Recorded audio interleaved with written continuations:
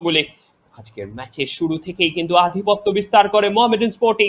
ম্যাচের শুরুতেই যেভাবে অ্যাডিসন থকচম তিনি যেভাবে কনভার্সনটা করেন তা কিন্তু সত্যি প্রশংসনীয়। ক্ষেত্রে আরো বেটে করতে পারতেন তিনি। তারপরে সজল বাগের একের পর এক শট বক্সের মধ্যে ভেসে আসতে থাকে, কিন্তু এক্ষেত্রে গোলকিপার সেভাবে কিন্তু সুযোগ তৈরি করতে পারেন না অর্পিত ছেত্রী। সেখান থেকে সজল বাগ এবং এই ক্ষেত্রে শিবা মান্ডি যদি জায়গায় রাখতে পারতেন সেক্ষেত্রে কিন্তু অনেক আগেই মোহামেডান স্পোর্টিং লিড নিয়ে নিত।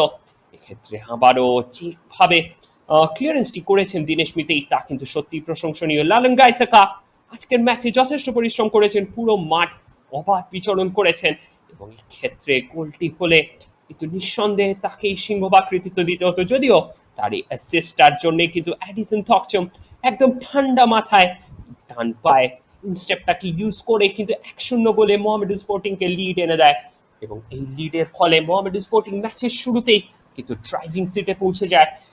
অ্যাডিসন থকচম বারবার কিন্তু হানা দেয় ওখানে রেলওয়ে এফসির ডিফেন্সে, কিন্তু কাজের কাজটা সেভাবে গড়ে তুলতে পারেন। এক্ষেত্রে একটা বাড়ানো বল ছিল কিন্তু কাজটা করে উঠতে পারেননি। তারপরে আরো একটা থ্রু এবং সেখান থেকে লারেন গাইসাকা মেডিট টুনেল। আরো একবার দেখে নেব সজল বাগ আজকে ম্যাচে যথেষ্ট পরিশ্রম করেছেন এবং লারেন গাইসাকা প্রথম গোলটির ক্ষেত্রে তার অ্যাসিস্ট ছিল এবং সেকেন্ড গোলটির ক্ষেত্রে তিনি নিজেই কিন্তু এখানে গোল স্কোরের রূপে অবতীর্ণ হন। দলের স্কোর লাইন টুনেল এবং সেখান থেকে কিন্তু মোহামেডান তারা কিন্তু উপরের দিকে উঠতে থাকে। অপরদিকে রেলওয়ে এফসি একের পর এক আঘাত কিন্তু হানে মোহামেডান ডিফেন্স দুর্গে, কিন্তু সজ্জাদ হোসেন পারে এবং দীনেশ মিতেইয়ের অনবদ্য যুগলবন্দির কারণে কিন্তু কোনো আক্রমণই সেভাবে টানা বাঁধতে পারে না। এক্ষেত্রেও সুযোগ তৈরি হয়েছিল বৈদ্যনাথ মুর্মু, তিনি কিন্তু ওখানে জায়গায় ছিলেন কিন্তু কাজের কাজটি করতে পারেনি। এক্ষেত্রে একটা চমকপ্রদ শট ছিল কিন্তু জায়গায় রাখতে পারেনি। শিবা মান্ডি বক্সের মধ্যে ঢুকে পড়েন এবং সেখান থেকে কিন্তু স্কোর করার চেষ্টায় ছিলেন, তবে এখানে সেকেন্ড পোস্টে কেউ উপস্থিত ছিল না। সজ্জাদ হোসেন পারে শিবা মান্ডিকে বলটি খেলেন এবং তার দূরপাল্লার শট সরাসরি গোলরক্ষক আনন্দরাজ বাহারের হাতে কিন্তু ফিনিশ হয়।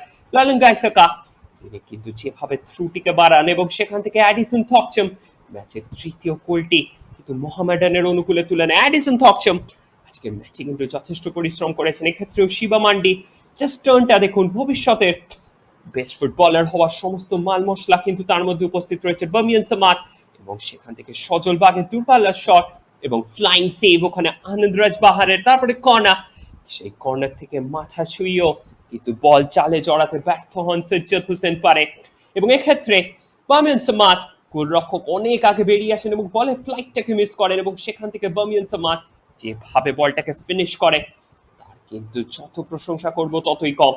ম্যাচের শেষের দিকে রেলওয়ে এফসি তারা যেন কিছুটা জ্বলে উঠেছিল এবং একের পর এক আক্রমণ করতে থাকে মোহামেডান এফসির ডিফেন্স দুর্গে, কিন্তু কাজের কাজ হয়নি। এক্ষেত্রে বামিয়ান সামাদ সেখান থেকে শিবা মান্ডি একদম চমকপ্রদ ঠান্ডা মাথায় কিন্তু বলটিকে কিন্তু কনভার্ট করেছিলেন এবং তারপরে প্রশান্ত দাসের সেই শট এবং এক্ষেত্রে মোহামেডান 5-1 লিড কিছুটা ক্ষুণ্ণ হয় এবং তারপরে একের পর এক গোলাবর্ষণ হতে থাকে মোহামেডান গোল দুর্গে, কিন্তু কোনোটাই কিন্তু সঠিক জায়গায় ছিল না। একদম ম্যাচের শেষের দিকে লাল রথলাঙ্গা তিনি কিন্তু দলের ষষ্ঠ গোলটিকে করে 6-1 গোলে জয় সূচক গোলটি এনে দেন।